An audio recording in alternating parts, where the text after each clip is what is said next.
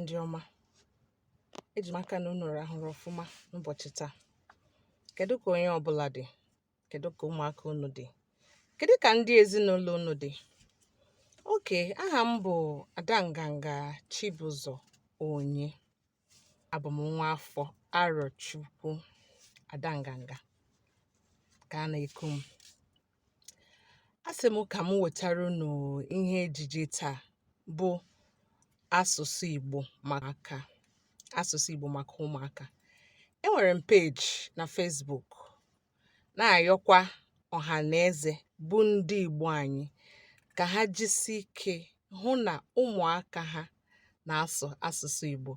Dịka m nwa ebe a m nọ, ama m na maka na ọrụ mgbe ụfọdụ na-eme m nji asụ asụsụ oyibo, ịghọtara. Mana mgbe ụfọdụ m na-asụ asụsụ oyibo ahụ, m hụkwa ndị ọrụ mbụ ndị Igbo, mụ na ha na-asụkọrịta Igbo. Mana mgbe ụfọdụ ndị nwe ebe m na-arụ nwere ike ị na-emechu ihu si na anyị na-asụ asụsụ anyị nke ha nwa na-anaghị aghọta. Ya mere mgbe ọbụla m na-eji asụ asụsụ Bekee, ịghọtara.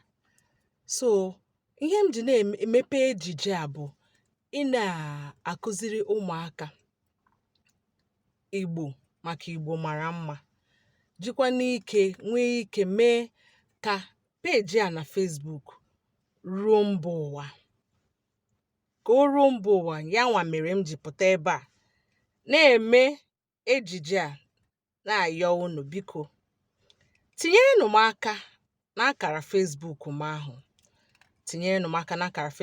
ahụ.